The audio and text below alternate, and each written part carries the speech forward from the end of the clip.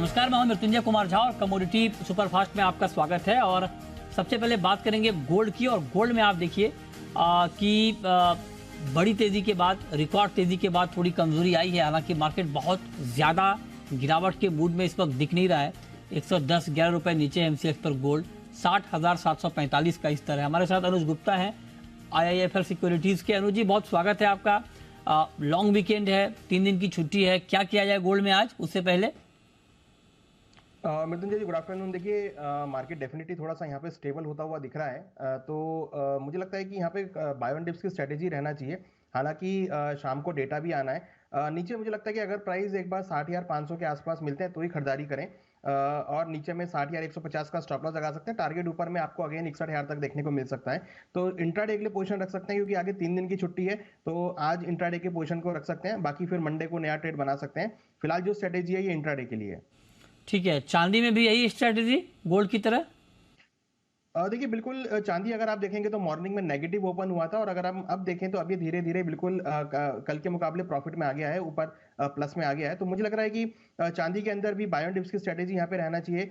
कहीं ना कहीं $25 के आसपास थोड़ा सस्टेन कर रहा है। तो यहाँ पर अगर प्राइस 74,000 के आसपास मिलता है तो खरीदारी का ट्रेड बना सकते हैं। 73,250 का स्टॉप लॉस लगा है। टारगेट ऊपर में 75,200, 75,500 तक देखने को मिल सकते हैं। हमें लग रहा है कि इवनिंग सेशन में $25 के ऊपर के लेवल देखे जा सकते हैं। तो यहाँ पर भी थोड़ा वेट करें। भाव 74,000 के आसपास आते हैं तो खरीदारी का ट्रेड ले सकते हैं। 400-500 रुपए की मोमेंटम इसके अंदर है, तो डेफिनेटली मुझे लगता है कि इवनिंग में आपको एक डिप मिलेगा जहां पर आपको खरीदारी के मौके मिलेंगे। ओके, अच्छा, क्रूड का मार्केट कैसा लग रहा है आपको? क्योंकि कच्चे तेल में आप देखिए कि इस वक्त बहुत ही रेंज का ट्रेड हम देख पा रहे हैं। 6,593 ये एमसीएक्स पर कच्चे तेल का भाव है, 12 रुपए नीचे है। क्या किया जाए क्रूड में? देखिए, क्रूड का ट्रेंड पॉजिटिव है। हमने जो एक अच्छा ब्रेकआउट देखा था उसके बाद थोड़ा कंसोलिडेट हुआ है, मगर जिस तरीके से हमने इन्वेंट्री देखी है वहां पर इन्वेंट्री ड्रॉ डाउन हुई है। हालांकि यूएस के स्ट्रेटेजी रिजर्व से भी कुछ निकला है, बट कहीं ना कहीं जो इन्वेंट्री ड्रॉ डाउन हुई है, सप्लाई काफी कम है। तो मुझे लग रहा है कि उससे काफी हद तक क्रूड को सपोर्ट मिलेगा। टेक्निकली काफी स्ट्रॉन्ग दिख रहा है। मुझे लगता है कि 6550 के आसपास खरीदारी का ट्रेड बना सकते हैं। 6350 का स्टॉप लॉस लगाए। टारगेट ऊपर में 6800 तक देखने को मिल सकता है। तो क्रूड भी मुझे लग रहा है कि यहाँ पर एक अच्छी डिप में बाय का ट्रेड बनाया जा सकता है। 6800 तक के लेवल देखने को मिल सकते हैं। ठीक है, तो आप कह रहे हैं कि 6,800 का लेवल कच्चे तेल में देखने को मिल सकता है। इस पे आप नजर रखिए। मेटल में कोई ट्रेड दिख रहा है आपको आज के लिए अनुज जी? देखिए, मेटल में कल हमने एक कॉपर में डिप देखा था, मगर उसके बाद एक अच्छी रिकवरी देखी। ऑलमोस्ट करीबन 12 रुपए की रिकवरी आई है। तो यहाँ पर भी खरीदारी की सलाह रहेगी। तो अगर हम मेटल्स को देखें तो कॉपर और एल्युमिनियम दो काउंटर मुझे लग रहे हैं जहां पर खरीदारी का ट्रेड बना सकते हैं। पर्टिकुलर कॉपर के अंदर करीबन 768 के आसपास खरीदारी करें, 763 का स्टॉप लॉस लगाएं। टारगेट 777 तक देखने को मिल सकता है। वहीं एल्युमिनियम के अंदर भी करीबन 205 के आसपास खरीदारी कर सकते हैं। 202 का स्टॉप लॉस लगाएं। टारगेट 210 तक देखने को मिल सकता है। तो यहाँ पर भी खरीदारी की सलाह रहेगी कॉपर और एल्युमिनियम में। चलिए, बहुत शुक्रिया आपका ये कॉल बताने के लिए। लेकिन अब आपको बताते हैं कि जिस तरह से अभी बेमौसम बारिश हुई, उसके बाद तापमान बढ़ा, मतलब अलग अलग जो मौसम का बदलाव हुआ, इससे गेहूं की फसल पर क्या असर पड़ा, इसको लेकर लगातार बात हो रही है। लेकिन इस मसले पर खाद्य सचिव ने क्या कहा है गेहूं की फसल को लेकर, आइए आपको ये सुनाते हैं। पिछले 10-15 दिन में बारिश की जो सिचुएशन हुई है, उसके चलते हमें रिपोर्ट्स हैं कि कुछ क्षेत्र हैं पंजाब के और हरियाणा के जहां पे कुछ प्रोडक्शन लॉस एंटिसिपेटेड है। हमारी टीम्स अब वहां पे गई हुई हैं, और बाकी स्टेट्स से भी हमने रिपोर्ट्स ली हैं कि स्टेट्स का कितना अनुमान है प्रोडक्शन लॉस का। और हमारा जो कल डिस्कशन हुआ विद द एग्रीकल्चर मिनिस्ट्री, जो उभर के आ रहा है कि थोड़ा बहुत लॉस नेग्लिजिबल, अगर कहें तो लॉस हमारा एक्सपेक्टेड है प्रोडक्शन का फ्रॉम पंजाब एंड हरियाणा। कोई मेजर शॉर्टफॉल एक्सपेक्टेड नहीं है। और हमारा जो प्रोक्योरमेंट का टारगेट था 342 लाख टन, हमारा जो अनुमान है, कल हमारा डिटेल में हमारी इसकी ऊपर बात हुई, और हमारा ये अनुमान है कि जो 342 लाख टन हमारा टारगेट था, उसको अचीव करने में कुछ खास काम को दिक्कत नहीं होनी चाहिए। ओके, ठीक है। तो ये राय, मतलब ये आपने सुना, गेहूं की फसल को नुकसान की आशंका कम है, ये बात कही गई है। लेकिन अब आपको बताते हैं, क्योंकि चीनी के दाम ग्लोबली बढ़ गए हैं और भारत ने पहले 60 लाख टन चीनी एक्सपोर्ट का कोटा जारी किया था। उसके बाद चर्चा हो रही थी कि क्या और कोटा जारी होगा क्या। इस पर अतिरिक्त शुगर कोटे पर क्या कहा है खाद्य सचिव ने, ये आपको सुनाते हैं। तो हमारा जो अनुमान था कि 336 लाख टन शुगर और उसके ऊपर 50 करीब से 45 से 50 लाख टन की हमारी चीनी डाइवर्ट होगी फॉर एथेनॉल। तो टोटल हमारा अनुमान था 390 से 395 लाख टन की, I am sorry 386 390 lakh ton की चीनी का हमारा प्रोडक्शन होने का अनुमान था। और अब जो सामने आ रहा है मे बी उसमें 4 से 5 मैक्सिमम लाख टन की कमी हो सकती है, लेकिन अभी हमको देखना पड़ेगा और 10-15 दिन में स्थिति और स्पष्ट होगी।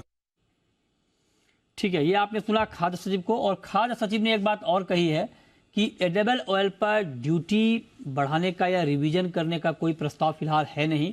हालांकि इंडस्ट्री की तरफ से लगातार ये डिमांड हो रही है कि एडिबल ऑयल पर ड्यूटी बढ़ाई जाए, लगाई जाए जहां पर नहीं है, ताकि किसानों को अच्छा भाव मिले, क्योंकि तिलहन के दाम हाल के दिनों में बहुत कम हुए हैं, सरसों के दाम तो एमएसपी से नीचे आ गए हैं, एडिबल ऑयल के दाम भी काफ़ी कम हुए हैं, लेकिन इसको लेकर के अभी कोई प्रस्ताव नहीं है। ये बात खाद्य सचिव ने कही है। इस पर बात करने के लिए हमारे साथ इस वक्त एससीए के ईडी बीबी मेहता जुड़ चुके हैं फोन लाइन पर। सर, बहुत बहुत स्वागत है आपका मेहता जी। खाद्य सचिव ने आज ये कहा है कि एडिबल ऑयल पर ड्यूटी बढ़ाने का कोई प्रपोजल नहीं है। सर, इस पर आपकी टिप्पणी क्या होगी? देखिए, मस्टर्ड के दाम तो गिर रहा है, थोड़ा स्टेबल हुआ, ये हकीकत है। पहले एकदम नीचे एमएसपी के नीचे 300-400 रुपए चले गए थे, थोड़ा फॉर्म अप हुआ है, वो सही बात है और हो सकता है दैट वुड बी रीजन। और दूसरा, जो भी नुकसान भी हुआ है उसके वजह से भी क्रॉप का नंबर भी कम आ रहा है, ऐसे बोल रहे लोग। तो लगता है कि गवर्नमेंट ने सोचा होगा कि वेट एंड वॉच पॉलिसी की है। पहले तो जो लग रहा था कि जो हफ्ते 10 दिन 15 दिन पहले कि गवर्नमेंट काफी सीरियस है ड्यूटी बढ़ाने के लिए, ताकि किसान को एमएसपी ऊपर दाम मिले। अभी नियरली एमएसपी पे है, तो हो सकता है कि वेट एंड वॉच करने के लिए गवर्नमेंट ने स्टेटमेंट दिया होगा। अच्छा, लेकिन मैं मेहता जी, मैं आपसे जानना चाह रहा हूँ, क्योंकि आप ऑयल मार्केट को बहुत डिटेल में समझते हैं, आपको लगता है कि अभी वक्त है कि ड्यूटी में कुछ बढ़ोतरी की जाए? नहीं, करनी चाहिए, वो जरूरी है।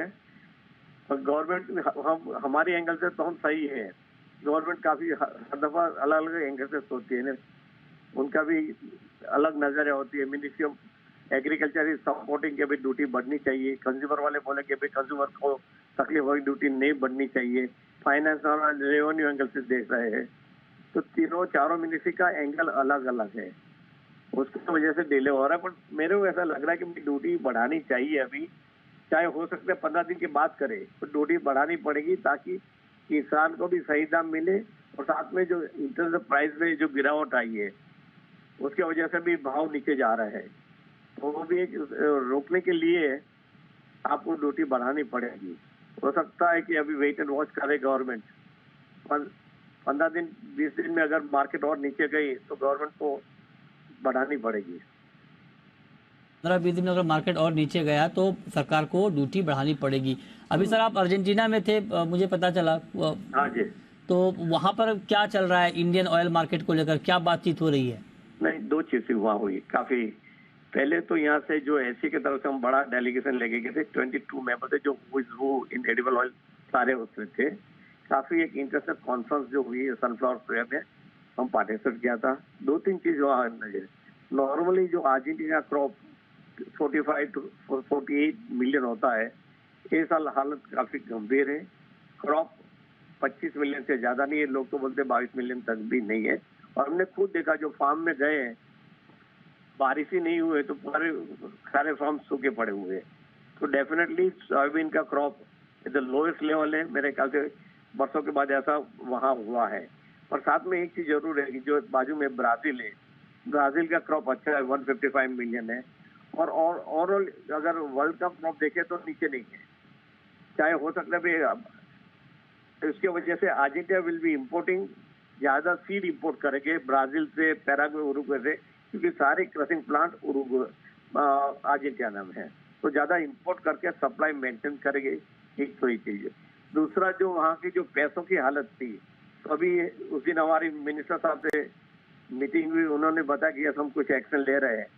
तो जो पहले जो $200 1 डॉलर का 220 कोई पैसा था, अभी बढ़ा के 1 महीने के लिए फार्मर के लिए 300 कर दिया है। अगर फार्मर सोयाबीन बेचेंगे तो उनका 300 पैसों पे ले गए। मतलब वो एक, ताकि ज्यादा से ज्यादा किसान मार्केट में आए और माल बेचे, और जो परसों ही उसका अनाउंसमेंट आ गया है, जो उसी जो मीटिंग में हमने बताया था। और तीसरा हमारा ये आप इतने कम दिन के लिए गए, इतना कुछ करा कर आए, कुछ और कुछ दिन और रुक जाते सर आप, इतना अच्छा काम हो रहा था। एक बड़ी अच्छी चीज है, जो क्वालिटी का इश्यू था, हाँ खास करके सनफ्लावर में वैक्स का प्रॉब्लम था, हाँ एंड सोयाबीन में क्लोरोफिल का प्रॉब्लम था, वो भी जी। इश्यू रेज किया है।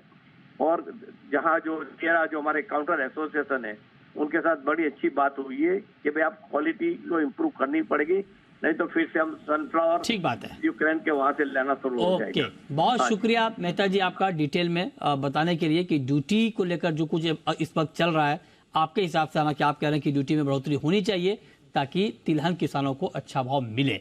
बहुत शुक्रिया आपका।